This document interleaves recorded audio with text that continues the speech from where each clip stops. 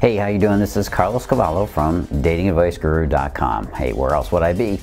Today, we're going to talk about the #1 secret. This is probably the top question that is asked, and definitely asked the most passionately. How do you get your ex back?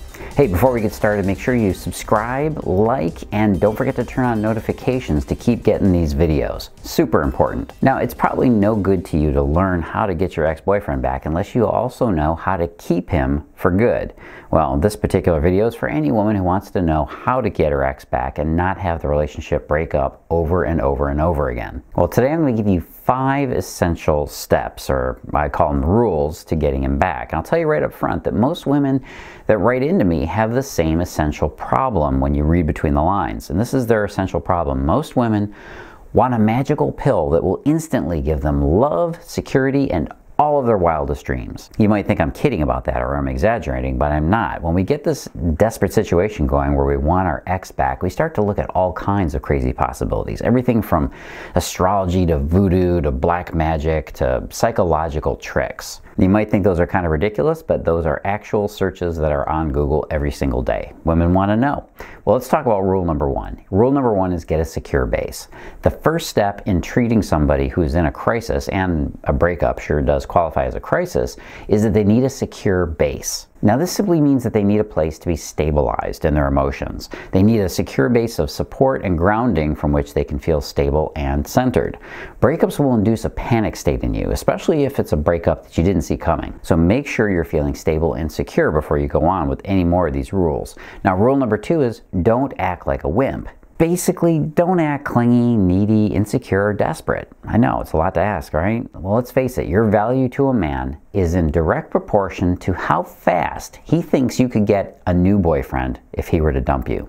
It's true. If you can get a guy at the drop of a hat, he's going to consider you valuable, a keeper. After all, why would all these guys want you so badly? So, of course, this brings up the highlight of your biggest ex-back mistake. #1 is calling, texting, emailing, and messaging him all the time. Right after you break up, it's a huge mistake to do that, and you really shouldn't call or text him even once. He needs to feel that scary vacuum of your absence in order to appreciate you. All right, rule #3 is sock it to him. Sure, let him break up with you. Go ahead. Won't do him any good, right? If you're a dating ninja, like the women who know my stuff, like you're not going to have that problem.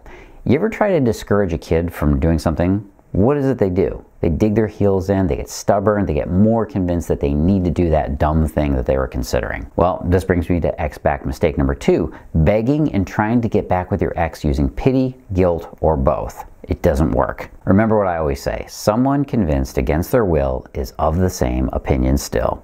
You're going to find that people don't respond well to someone trying to force them to do anything. We dig our heels in and we fight with all we've got. Even if that person is trying to help us, we will resist it. You have to let him go so easily that he wonders, wait a second, why didn't she fight to keep us together? This curiosity is going to get to him. He'll start to think about losing you to somebody else. After all, maybe he's making a mistake. He'll wonder, did I make a mistake? Was I too harsh? Wait a minute, I'm not finding anybody better. What was I thinking? I need them back. Well, it might not go exactly like that, but you get the drift. Give him about 30 days to really feel the space between you.